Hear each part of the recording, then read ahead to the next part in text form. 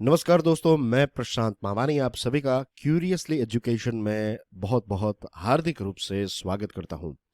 आज 10 अप्रैल 2022 है, दिन है संडे और आज हम पिछले वीक के मोस्ट इम्पोर्टेंट फाइनेंशियल न्यूज को रिवाइज करने वाले हैं। तो let's start today's discussion. Exports की बात करें तो कॉमर्स एंड इंडस्ट्री मिनिस्ट्री ने एक आंकड़ा रिलीज किया है। फाइनल आंकड़ा आ चुका है। हमने इससे पहले जो $400 बिलियन का मार्क हमने क्रॉस किया था उसको डिस्कस किया था। फाइनेंशियल ईयर 2022 में $418 बिलियन का एक्सपोर्ट्स भारत ने किया है और 2020-21 में it was 291.8 billion, of course because of Covid. Financial year 20 में it was 313.36 billion. This time it has crossed all the limits. और मार्च महीने की बात करें तो अभी तक का सबसे ज्यादा एक महीने में अगर हमने एक्सपोर्ट किया है तो that is in March. $40.38 billion की आइटम्स को हमने एक्सपोर्ट किया। पीयूष गोयल साहब ने यह बताया कि यूक्रेन रशिया वॉर की वजह से जो वीट की सप्लाई में एक कमी देखने को मिली है, तो भारत जो है वो दुनिया के अलग अलग देशों में वीट सप्लाई करने के लिए तैयार है। इसको लेकर चीजें जो है वो जो व्हील जो है वो मोशन में बेसिकली आ चुका है। और एक्सपोर्ट्स की बात करें तो खास करके डेवलप्ड कंट्रीज जैसे कि USA, Netherlands, Hong Kong, Singapore, UK, Belgium, Germany, इन सारे डेवलप्ड देशों में काफ़ी सारे प्रोडक्ट्स जो हैं वो हमने एक्सपोर्ट किए हैं। और अच्छी बात यह है कि स्मॉलर एंटरप्राइजेस जिन प्रोडक्ट्स को बना रही हैं, ऐसे प्रोडक्ट्स का एक्सपोर्ट्स भी काफ़ी अच्छा हुआ है। तो यहाँ पर जॉब जनरेशन भी काफ़ी अच्छी होगी। और एक्सपोर्ट का टारगेट जो है वो हमने कोविड के बावजूद और वॉर के बावजूद भी अचीव किया है। तो ये अपने आप में एक अच्छी बात है। रही बात वीट एक्सपोर्ट्स की, तो 10 मिलियन टन का वीट एक्सपोर्ट जो है वो हम 2022-23 में कर सकते हैं। और in fact it will exceed 10 million ton, और ये पीयूष गोयल साहब ने बताया है। और टर्की और इजिप्ट जैसे देश जो हैं वो वीट इंपोर्ट करने के लिए हमसे तैयार हैं। ऑफ कोर्स ये देश जो हैं यहाँ पर ब्रेड और ये सारी चीज़ों का कंजम्पशन काफ़ी ज़्यादा होता है। Naan bread and other sort of breads, pita bread भी कहते हैं। फिर नॉर्मल जो रेगुलर ब्रेड हमारे यहाँ पर मिलते वो तो हैं ही, बट इनके अलावा जैसे हमारे यहाँ पर रोटी है तो they have their own naan bread and pita bread. तो इसका कंजम्पशन काफ़ी होता है। तो ये सारे देश ऐसे हैं जो वीट को इंपोर्ट करते हैं। और अब यूक्रेन रशिया में जो इश्यू चल रहा है, तो भारत इज़ ए कंट्री जो इन सारे देशों को वीट प्रोवाइड करेगा। तो हमारे लिए एक अच्छी बात है। Of course I will make money out of it, isn't it. ये एक अपॉर्चुनिटी है। बांग्लादेश को 3.5 मिलियन टन जो है वो पेट्रापोल लैंड बॉर्डर से हमने शेयर किया है, बेचा है वहाँ पर। और इंजीनियरिंग गुड्स का रिकॉर्ड भी तोड़ दिया इस बार। हमने $111 बिलियन का इंजीनियरिंग गुड्स का एक्सपोर्ट्स किया, और इसमें 16 बिलियन जितना तो सिर्फ हमने यूएसए को बेचा है। रही बात इंपोर्ट की, तो इंपोर्ट का बिल जो है वो भी रिकॉर्ड हाई है।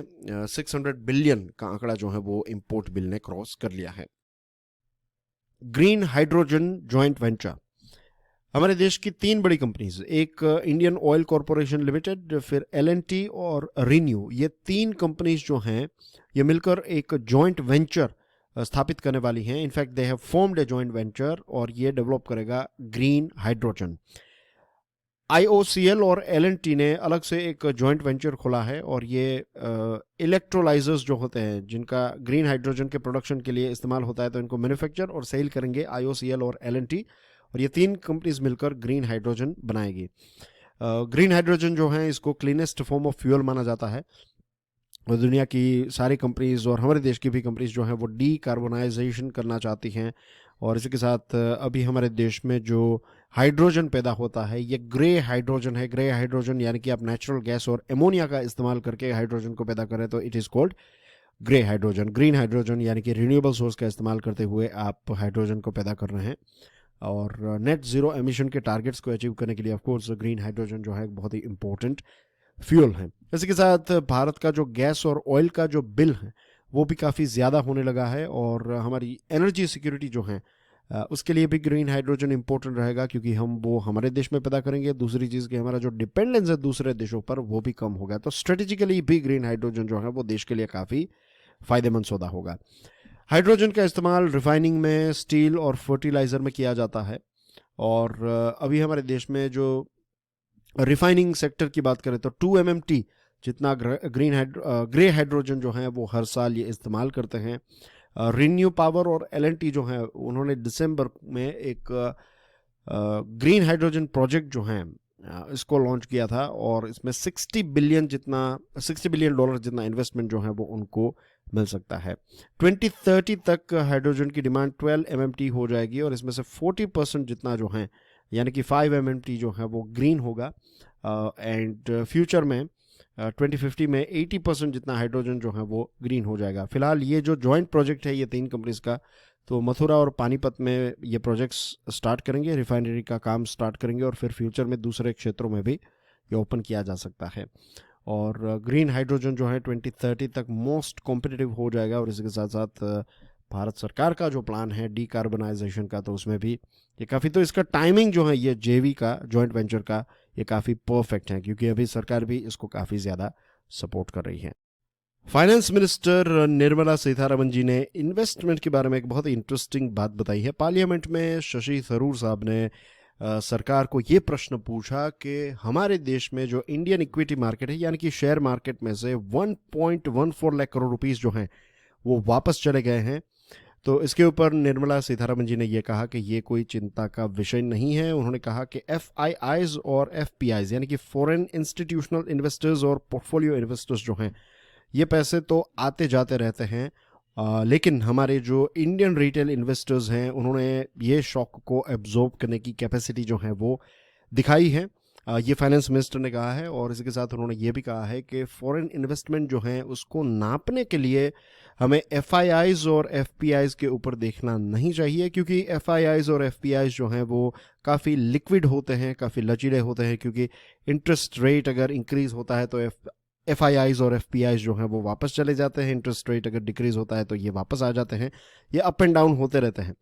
लेकिन अगर किसी चीज़ से हम फॉरेन इन्वेस्टमेंट को नाप सके और जो रियल एक नापने के लिए कोई हमें बेंचमार्क देखना चाहिए, तो that is FDI, that is foreign direct investment. Foreign direct investment का मतलब ये होता है कि किसी ने यहाँ पर फैक्ट्री खोली, प्रोडक्शन सेंटर ओपन किया या फिर नई नई ब्रांचेस खोली, तो ये जो इन्वेस्टमेंट होता है ये लॉन्ग टर्म का इन्वेस्टमेंट होता है। ये ऐसा नहीं है कि इंटरेस्ट रेट अप हो या डाउन हो तो ये आते जाते रहते, नहीं। एक बार किसी ने यहाँ पर एक फैक्ट्री खोल ली तो वो 15, 20, 25, 30 सालों के लिए वो पैसे इन्वेस्ट होते हैं। तो FDI जो है उसका इनफ्लो जैसे था वैसा ही रहा है। तो इस चीज़ पर निर्मला सीतारमन जी ने एक एक्सप्लेनेशन दिया है, और इसी चीज़ से आपको FII, FPIs और FDI के बीच में जो मेन डिफरेंस है वो भी आई एम श्योर पता चल गया होगा। The government is likely to launch green bonds in the second half of the current fiscal year. सबसे पहले तो फिस्कल ईयर को समझ लेते हैं। बहुत ही बेसिक चीज़ है बट नए स्टूडेंट्स के लिए है। Regular students please bear with me for 1 minute. Financial year की शुरुआत अप्रैल से स्टार्ट हो चुकी है, राइट। 1 अप्रैल से हमारा फाइनेंशियल ईयर जो है वो नया फाइनेंशियल ईयर स्टार्ट हो जाता है। तो अप्रैल, मई, जून, जुलाई, अगस्त एंड सितंबर, तो ये पहले 6 महीने हो गए फाइनेंशियल ईयर के, और उसके बाद के जो महीने हैं that will become part of second half, isn't it. तो यहां पर सरकार ने ये जो लाइन है ये क्या कर रही है कि करंट फिस्कल ईयर के यानी कि फाइनेंशियल ईयर के सेकंड हाफ में सरकार जो है वो ग्रीन बॉन्ड्स लॉन्च करने वाली है। खबर ये भी है कि जून 2020 तक ये ग्रीन बॉन्ड्स जो हैं इसके साथ जुड़ी हुई जो इस ड्राफ्ट फ्रेमवर्क है ये तैयार हो जाएगा, और सितंबर के बाद यानी कि अक्टूबर में इसको लॉन्च किया जाएगा। अब ये जो ग्रीन बॉन्ड्स हैं ये आपके जो रेगुलर बॉन्ड्स होते हैं उसके कंपैरिजन में थोड़ी बेटर यील्ड देंगे। यील्ड यानी कि हम बॉन्ड क्यों खरीदते हैं, हम बॉन्ड खरीदते हैं ताकि हमें उसके ऊपर कोई इन्वेस्टमेंट हम करते हैं तो एक रिटर्न मिले। तो जो रेगुलर बॉन्ड्स हैं उसके कंपैरिजन में आपको थोड़ा ज़्यादा रिटर्न मिलेगा अगर आप ग्रीन बॉन्ड्स को खरीदते हैं तो this higher return will make it bit more attractive. ये थोड़े ज़्यादा आकर्षित हो जाएंगे इन्वेस्टर्स के लिए। ये जो सारे पैसे सरकार कलेक्ट करेगी वाया ग्रीन बॉन्ड्स, ये मीडियम टू लॉन्ग टर्म इसकी रेंज होगी, और ये पैसे जो हैं वो रिन्यूएबल एनर्जी सेक्टर में इन्वेस्ट किए जाएंगे। तो एक प्रकार से हमारे पैसे जो होते हैं, हम पैसे इन्वेस्ट करना चाहते हैं सरकार को पैसे चाहिए किसी पर्टिकुलर सेक्टर को बूस्ट करने के लिए, तो दोनों का काम हो जाता है। तो it's like a win win situation. हम पैसा इन्वेस्ट कर लेते हैं, सरकारी बॉन्ड्स है, यानी कि पूरी गारंटी है कि हमारे पैसे जो हैं वो कभी वेस्ट नहीं जाएंगे, हमारा जो प्रिंसिपल हमने जो इन्वेस्ट किया है वो कभी वेस्ट नहीं जाएगा, और सरकार को सिक्योर तरीके से और लॉन्ग टर्म पेशेंस वाले जो लोग हैं, जो लंबे समय के लिए पैसा इन्वेस्ट करना चाहते हैं, तो ऐसे लोगों से पैसे जो हैं वो मिल जाते हैं, और रिटर्न में एक अच्छा रेट, ज़्यादा इंटरेस्ट भी, जो लोन में आप इंटरेस्ट पे करते हैं तो उतना ज़्यादा इंटरेस्ट भी आपको पे नहीं करना पड़ता है। सेंट्रल गवर्नमेंट और रिजर्व बैंक ऑफ इंडिया के बीच में ये फ्रेमवर्क जो है ये फाइनलाइज किया जा रहा है, और जैसे मैंने आपको बताया कि जून 2022 तक होपफुली ये फाइनलाइज हो जाएगा। इसके साथ पूरी दुनिया की बात करें तो क्लाइमेट बॉन्ड्स मार्केट इंटेलिजेंस का रिपोर्ट ये कहता है कि 2021 में दुनिया के अलग अलग देशों में जो ग्रीन बॉन्ड्स लॉन्च किए गए हैं तो इसकी वैल्यू है $500 बिलियन, और ये जो $500 बिलियन हैं ये $5 ट्रिलियन तक पहुंच जाएगा बाय 2025, क्योंकि एनवायरनमेंट, सोशल एंड गवर्नेंस पर इन्वेस्टमेंट जो है ये बढ़ता जा रहा है। लोग जो हैं वो मीन्स सरकारें जो हैं वो इस क्षेत्र को प्रमोट करने के लिए बॉन्ड्स लॉन्च कर रही हैं, या फिर बहुत सारे दूसरे प्रोडक्ट्स जो हैं वो मार्केट में आ रहे हैं, और लोग जो हैं वो ऐसे बॉन्ड्स पर या फिर ऐसे इन्वेस्टमेंट ऑप्शंस पर अपने पैसे इन्वेस्ट करने के लिए तैयार हैं। तो जस्ट 2021 में $500 बिलियन के बॉन्ड्स इश्यू किए गए हैं। तो हमारी सरकार जो है, हमारा देश जो है, वो भी इसमें पीछे रहना नहीं चाहता। Of course the green bonds will likely attract this new investors, reducing pressure on the debt market from the high government borrowings in the current fiscal year। जैसे मैंने आपको बताया कि अगर सरकार जो है वो लोन लेती है तो लोन हमेशा एक्सपेंसिव होती है, इन द सेंस कि आपको जो इंटरेस्ट रेट पे करना पड़ेगा that's going to be expensive. लेकिन यहाँ पर ग्रीन बॉन्ड्स के माध्यम से सरकार क्या करना चाहती है, सरकार जो है वो नए इन्वेस्टर्स को अट्रैक्ट करके पैसे कलेक्ट करना चाहती है, और इनको इन सारे क्षेत्रों में, रिन्यूएबल एनर्जी के क्षेत्र में इन्वेस्ट करना चाहती हैं, राइट। तो it's going to be a win win. I hope ये टॉपिक जो है ये क्लियर है। High court ruling on GST. अब जीएसटी जो है ये कोई नया टैक्स तो नहीं है, इसको 5 साल हो चुके हैं, तो मैं जीएसटी की डिटेल्स में नहीं जाऊंगा। आई एम श्योर आपको जीएसटी के साथ जुड़ी हुई काफ़ी सारी चीज़ें पता होगी, not as a student but at least as a customer, as a consumer तो आपको पता ही होगी कि we pay GST on so many things, right. अब जीएसटी एक ऐसा फ्रेमवर्क है जिसमें फाइनल टैक्स कौन पे करता है, ऑफकोर्स कस्टमर जो है वो पे करता है। अब इनपुट टैक्स क्रेडिट नाम की एक चीज़ है। इनपुट टैक्स क्रेडिट का बहुत ही सिंपल मतलब मैं आपको समझा दूं। मान लीजिए एक प्रोडक्ट है जो आप बना रहे हैं, तो ये जो प्रोडक्ट है ये इसके लिए आपको रॉ मटेरियल चाहिए, तो ए नाम का जो रॉ मटेरियल है उसके ऊपर आप ये खरीदते हैं और उसके ऊपर आपने 5% जीएसटी पे की। फिर बी नाम का जो रॉ मटेरियल है उसके ऊपर आपने 5% जीएसटी पे की, राइट। तो ये सारी चीज़ें आपने ए बी सी ये सारी चीज़ें मंगवाई जिसके ऊपर लेट्स से 5% जीएसटी आपने पे की है। अब आपने कुछ उसके ऊपर प्रोसेसेस ऐड की, प्रोसेसेस यानी कि ये A B C raw material आपकी फैक्ट्री में आया, let's say this is your factory. तो फैक्ट्री में आपने बहुत सारी चीज़ों का इस्तेमाल किया और फाइनली आपका प्रोडक्ट जो है वो तैयार है और आप डायरेक्ट मार्केट में लेट्स से बेच रहे हैं कस्टमर को। सो सी स्टैंड्स फॉर कस्टमर, यहाँ पर let me write down CUS, right. तो कस्टमर जो है उसको आप बेच रहे हैं, तो ये फाइनल प्रोडक्ट के ऊपर सरकार ने यह तय किया है कि जीएसटी जो है वो 12% होगी, ओके।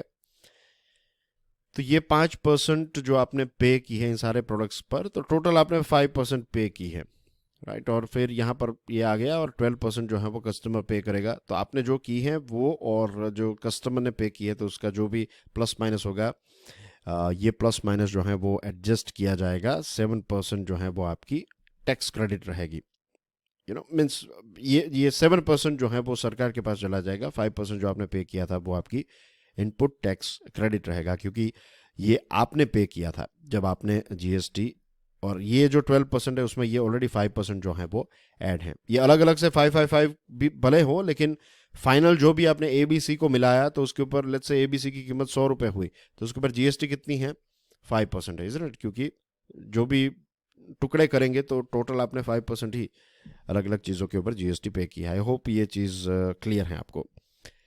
तो ये जो आप वापस क्लेम करेंगे, फाइनल 12% किसने पे किया? कस्टमर ने पे किया, और आपने जो 5% किया था वो उसी 12% का पार्ट था।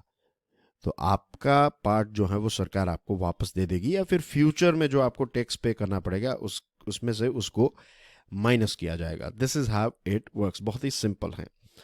अब कलकत्ता हाई कोर्ट ने ये कहा है कि अगर इनपुट जो हैं, अगर input is higher than output, अब कुछ ऐसे प्रोडक्ट्स हैं उसमें क्या होता है, जो हमने देखा ना कि फाइनल कस्टमर जो है वो 12% पे करेगा, और आपका जो रॉ मटेरियल है उसके ऊपर आपने 5% पे की है। अब कई जगहों पर, कई प्रोडक्ट्स में अनफॉर्चुनेटली ऐसा भी है कि रॉ मटेरियल के ऊपर 12% टैक्स पे किया है आपने, और फाइनल प्रोडक्ट जो है कस्टमर सिर्फ 5% जीएसटी पे कर रहा है। तो यहां पर एक मिसमैच हो जाएगा ना। क्या होगा कि आपने 12% पे किया है ऑलरेडी, और कस्टमर से आपको कितना मिल रहा है? सिर्फ 5%। तो ये 5% जो है वो तो सरकार लेकर चली जाएगी, ये 12% जो है वो फिर आपने जिससे लिया है वो फिर सरकार को दे देगा। तो यहां पर आपको इनपुट टैक्स क्रेडिट नहीं मिल रही थी। ऐसा हो रहा था हमारे देश में। तो कलकत्ता हाईकोर्ट ने यह कहा कि refunds should be available even in cases where tax rate on input is higher than output. अगर इनपुट यानी कि रॉ मटेरियल का टैक्स रेट अगर आउटपुट यानी कि फाइनल प्रोडक्ट से ज्यादा है, तो भी ये जो इनपुट टैक्स क्रेडिट हैं वो प्रोड्यूसर्स को मिलनी ही चाहिए। और हाईकोर्ट ने कहा कि इसको आप मना नहीं कर सकते। हाईकोर्ट ने स्पेसिफिक एक सेक्शन को हाईलाइट किया है, section 54 subsection 3 of CGST act, और यहां पर यह कहा है कि रिफंड जो है वो मिलना ही चाहिए, कोई भी केस क्यों ना हो। इनपुट टैक्स इनपुट जो है वो आउटपुट से ज्यादा है तो भी कहीं पर ऐसा नहीं लिखा है कि रिफंड आपको नहीं मिलेगा। तो रिफंड मिलना चाहिए, ऐसा कलकत्ता हाईकोर्ट ने एक पर्टिकुलर केस में कहा है। और इस केस को लेकर ई कॉमर्स और फूड डिलीवरी प्लेयर्स जो हैं उनके लिए एक नई आशा की किरण है, क्योंकि उनको अपनी जो ये इनपुट टैक्स क्रेडिट जो है वो नहीं मिल रहे थे, क्योंकि वो फाइनल प्रोडक्ट जो है उसके ऊपर डिस्काउंट्स ऑफर कर रहे थे, और ये सारी चीज़ों की वजह से जो फाइनल कस्टमर जो पे करता था GST, that was low compare to what they were paying. तो अब ये ई कॉमर्स और फूड डिलीवरी प्लेयर्स जो हैं वो सरकार के दरवाजे खटखटाएंगे और कहेंगे कि देखिए कलकत्ता हाईकोर्ट ने ये कहा है, तो आप हमें भी इनपुट टैक्स क्रेडिट जो है वो प्रोवाइड करवा दीजिए। अब देखते हैं आगे इसमें क्या होता है। आई होप ये पर्टिकुलर टॉपिक आपको क्लियर हो चुका होगा। इंडिया यूके रिलेशनशिप के साथ जुड़ी हुई एक इम्पोर्टेंट अपडेट है। यूके के prime minister Boris Johnson Bharat की यात्रा पर आने वाले हैं, और इसी महीने अप्रैल के 4th वीक में शायद, एंड लेट्स से होपफुली, वो भारत की यात्रा पर आएंगे। इससे पहले 2 बार उनको मीन्स आने की कोशिश की गई थी, लेकिन प्रिडोमिनेंटली कोविड-19 की वजह से वो नहीं आ पाए। आपको याद होगा वो हमारे चीफ गेस्ट भी रहने वाले थे लास्ट ईयर, लेकिन वो भी चीज़ जो है वो पॉसिबल 15 अगस्त की बात है, वो भी नहीं आ पाए। और एनीवे तो अब होपफुली सारी चीज़ें सॉर्ट आउट हो चुकी हैं, तो यूके के प्राइम मिनिस्टर भारत की यात्रा पर आएंगे। अब ये जो यात्रा होगी इसमें एक बायलैटरल डिफेंस रिलेशनशिप, दोनों देशों के बीच में जो डिफेंस रिलेशनशिप है इसको और ज़्यादा मजबूती देने की कोशिश की जाएगी। This is number 1 thing. दूसरी चीज़, आपने वो वीडियो देखा होगा, मैंने बनाया था इंडिया और यूएई वाला वीडियो, और उसके बाद अभी 2-3 दिन पहले ही मैंने इंडिया और ऑस्ट्रेलिया का भी एक वीडियो बनाया है, फ्री ट्रेड एग्रीमेंट वाला वीडियो। और अगर वो वीडियो आपने देखा है तो उसमें मैंने आपको बताया था कि ये इंडिया ऑस्ट्रेलिया का जो फ्री ट्रेड एग्रीमेंट है ये एक स्टार्टिंग पॉइंट है। यूएई वाला एग्रीमेंट भी इंपॉर्टेंट था, लेकिन ऑस्ट्रेलिया के साथ जो एग्रीमेंट है ये एक नए युग की शुरुआत करेगा भारत के लिए।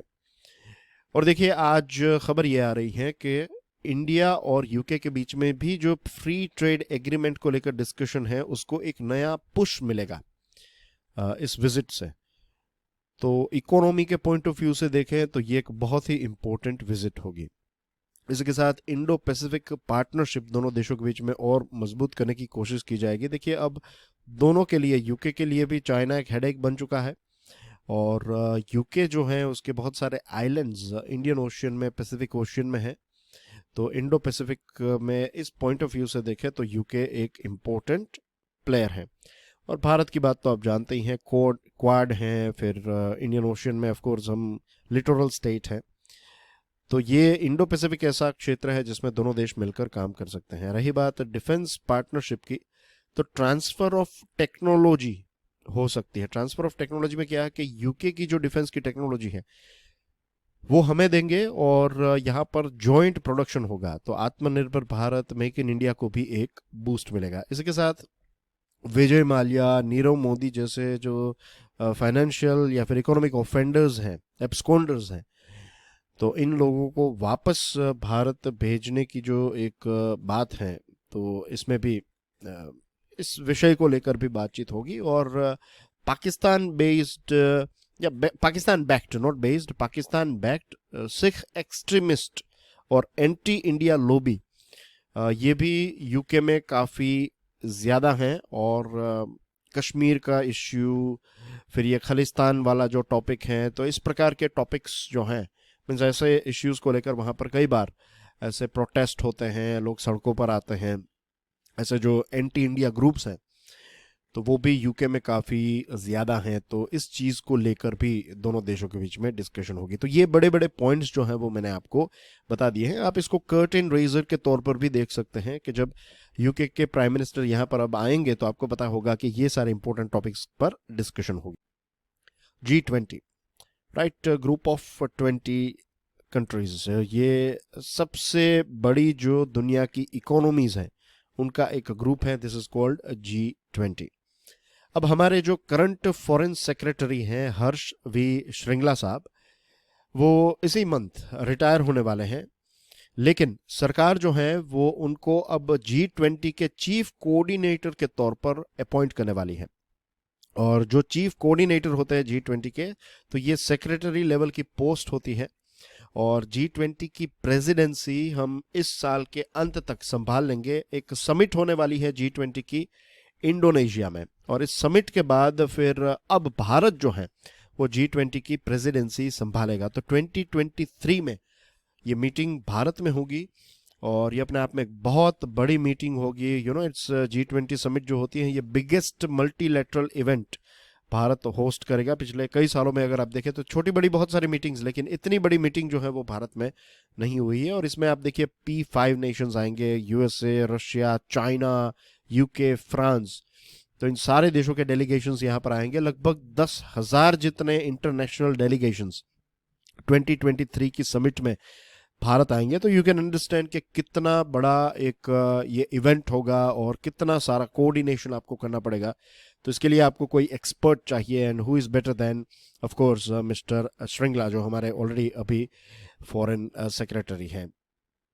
G20 की प्रेसिडेंसी जब भी किसी देश के पास आती है तो वो देश इसको एक अपॉर्चुनिटी के तौर पर देखता है कि कैसे अलग अलग जो जियोपॉलिटिकल इश्यूज चल रहे हैं, फिर कंटेम्प्ररी जो भी इश्यूज चल रहे हैं देश और दुनिया में, रीजियंस में, और सोशियो इकोनॉमिक जो बदलाव हो रहे हैं, तो ये सारी चीज़ों में अपने देश के हित को ध्यान में रखते हुए कुछ चेंजेस करवाने की कोशिश जो है वो की जाती है बाय वेरियस डिफरेंट प्रेसिडेंसीज। तो डेफिनेटली 2023 में भारत जो है ये पूरी कोशिश करेगा। तो I hope you know the importance of G20, और जो 2023 की मीटिंग होगी वो भारत के लिए क्यों इम्पोर्टेंट है अब आपको पता चल गया होगा। बात करते हैं स्पेक्ट्रम के बारे में। डिपार्टमेंट ऑफ टेलीकम्युनिकेशन यानी कि DOT एक नया लॉ तैयार कर रहा है। इसका टेम्पररी टेंटेटिव नाम है वायरलेस एंड स्पेक्ट्रम एक्ट। ये जो वायरलेस एंड स्पेक्ट्रम एक्ट है ये इंडिया वायरलेस एक्ट 1933 को रिप्लेस करेगा। ये नया एक्ट जो क्रिटिकल एयरवेज है, स्पेक्ट्रम है, तो इसका अलॉटमेंट, ऑक्शन, रिजर्वेशन, ये सारी चीज़ों को कवर कर लेगा। Ministry of defence, home affairs यानी कि home ministry, department of space, department of telecommunication, ये सारे अलग अलग मंत्रालय और डिपार्टमेंट्स मिलकर एक ड्राफ्ट तैयार कर रहे हैं। ये बिल के बारे में ये कहा गया है कि मॉनसून सेशन ऑफ पार्लियामेंट में इसको इंट्रोड्यूस किया जाएगा, और जितने भी वायरलेस कम्युनिकेशंस के अलग अलग सोर्सेज जैसे कि मोबाइल, सैटेलाइट, डिफेंस पर्पस के लिए जो वायरलेस का इस्तेमाल होता है, उन सारी चीज़ों को ये पर्टिकुलर बिल जो है वो कवर कर लेगा। और ग्लोबल बेस्ट प्रैक्टिस प्रैक्टिसेस और स्टैंडर्ड्स को ध्यान में रखते हुए यह नया बिल जो है उसको डिज़ाइन किया गया है।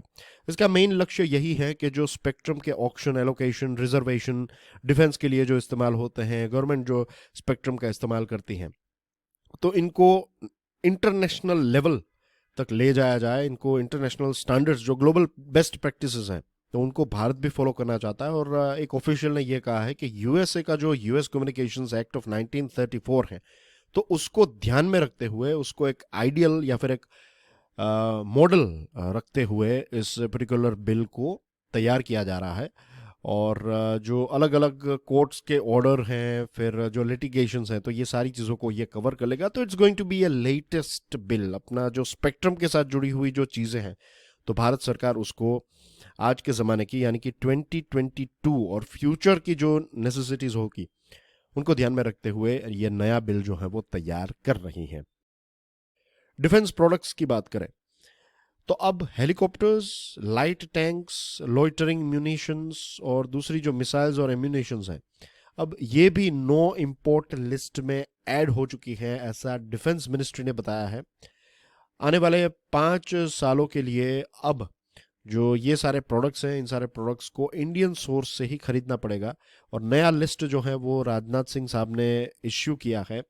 क्योंकि होता यह है कि जब हम इस प्रकार के प्रोडक्ट्स जो हैं वो दूसरे देशों से खरीदते हैं, फॉर एग्जांपल यूएसए की कुछ ऐसी आइटम्स है डिफेंस की, हम खरीदते हैं यूएसए से, लेकिन बहुत सारे चाइनीज पार्ट्स इसमें इस्तेमाल होते हैं। अब सॉफ्टवेयर का जमाना आ चुका है, राइट। पहला कैसा था कि मैकेनिकल सारी चीजें थी, अब सॉफ्टवेयर और ये सारी चीजें यूज होती हैं। तो let's say just I am saying, example दे रहा हूं कि अगर चाइना के साथ कोई इश्यू चल रहा है और कुछ हेलीकॉप्टर्स हमने खरीदे हैं और ये हेलीकॉप्टर्स में चाइनीज सॉफ्टवेयर है, तो ये चाइना की जो आर्मी है वो इन सॉफ्टवेयर्स में कुछ छेड़खानी कर सकती हैं। और ये सारे प्रोडक्ट्स होने के बावजूद भी हम इसका प्रॉपर इस्तेमाल ना कर पाए, ऐसी सिचुएशन हो सकती है। ऐसा डिफेंस मिनिस्टर ने ही बताया। देखिए, newer defence systems and platforms are electronic and software intensive. They can be controlled और सबवर्टेड फ्रॉम एनीवेयर। इनको कंट्रोल किया जा सकता है। तो दिस इज द रीजन कि अब हम ये सारी चीज़ें जो हैं वो धीरे धीरे करके हम मेड इन इंडिया कर रहे हैं, इसको MII यानी कि मेड इन इंडिया। तो अब हम दूसरे देशों पर उतना ज़्यादा भरोसा नहीं कर रहे हैं। और टोटल 310 मेजर आइटम्स जो हैं वो इम्पोर्ट बैन लिस्ट में आ चुके हैं। इसका एक दूसरा फायदा ये होगा कि जितनी चीज़ें आप इम्पोर्ट नहीं करेंगे तो फिर वो आप हमारे देश में ही पैदा करेंगे। तो इसको लेकर जो टेक्नोलॉजी चाहिए, तो ऐसी 30 टेक्नोलॉजी ट्रांसफर, TOT जिसको कहते हैं, ट्रांसफर ऑफ टेक्नोलॉजी, तो ऐसे एग्रीमेंट्स भी हुए हैं। और अब DRDO के पास जो टेक्नोलॉजी है वो हमारी लोकल इंडस्ट्रीज को दी जाएगी। और ये इंडस्ट्रीज जो हैं वो इन सारी मिसाइल्स और अलग अलग चीज़ें जो कंपोनेंट्स हैं उनको पैदा कर पाएगी, ताकि हम दूसरे देशों पर उतने ज़्यादा डिपेंडेंट ना रहें और डिफेंस क्षेत्र में हम आत्मनिर्भर बनते जाएं। इसी के साथ जब आपकी लोकल छोटी कंपनीज हैं, मीडियम साइज कंपनीज हैं, बड़ी कंपनीज जब ये सारे डिफेंस प्रोडक्ट्स बनाने लगेगी, तो उनके पास सबसे इंपॉर्टेंट एसेट जो आ जाएगा दैट विल बी एक्सपीरियंस। उनको भी अब पता चल जाएगा कि किस प्रकार से चीज़ों को बनाया जाता है, क्या क्या चैलेंजेस हैं, और धीरे धीरे वो इम्प्रूव होते जाएंगे। तो उतना ही ओवरऑल हमारे देश के लिए फायदे का सौदा होगा, राइट। तो दोस्तों, ये था आज का हमारा revision lecture. I am sure most important topics को आपने अच्छी तरीके से समझ लिया होगा। So now I will see you tomorrow. Till then enjoy your studies, enjoy your weekend. God bless you all. जय हिंद।